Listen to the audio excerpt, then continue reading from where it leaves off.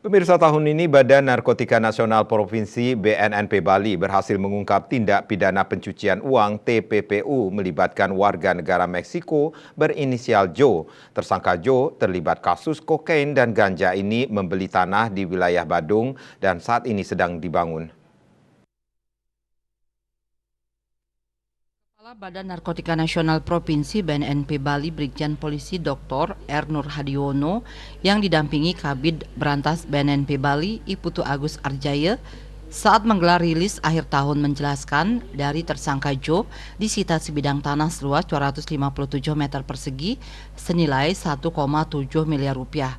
Uang tunai 15 juta rupiah, rekening bank 500 juta 500 ribu rupiah, rekening bank isi dolar Amerika senilai Rp236.000, rekening bank isi 3.150 euro senilai Rp52.664.850 dan rekening bank berisi 90.000 yen senilai Rp10.539.900. Peredaran narkotika dilihat secara global, regional, nasional, dan perkembangan di dunia cukup signifikan dan cukup besar. Beberapa jaringan internasional ikut andil dalam peredaran narkotika. Indonesia ini menjadi salah satu pangsa pasar narkoba.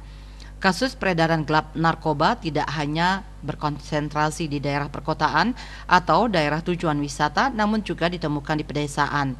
Kasus narkotika yang ditangani BNNP Bali dan jajaran di tahun ini menurun dari tahun sebelumnya. Pada 2021, BNNP Bali menangani 56 kasus dengan 43 orang, sedangkan di tahun ini menangani 50 kasus dengan 59 tersangka. Dengan total nilai TPPU yang mencapai 2,3 miliar rupiah. Pelaku tidak punya pekerjaan tetap di Bali dan punya perusahaan fiktif. Sedangkan barang bukti yang diamankan selama tahun ini sabu-sabu 2.792,07 gram, ekstasi 172 butir, ekstasi serbuk 34,55 gram, ganja sintetis 14,35 gram, hasis 9,26 gram, heroin 8,09 gram, dan kokain 1.061,89 gram. Dari data jenis narkotika yang diungkap,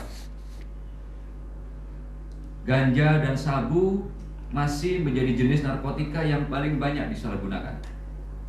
Namun di tahun ini varian narkotika yang diungkap lebih banyak dibandingkan tahun sebelumnya. Di antaranya terdapat tren penyalahgunaan narkotika jenis kokain dan heroin di kalangan wisatawan asing.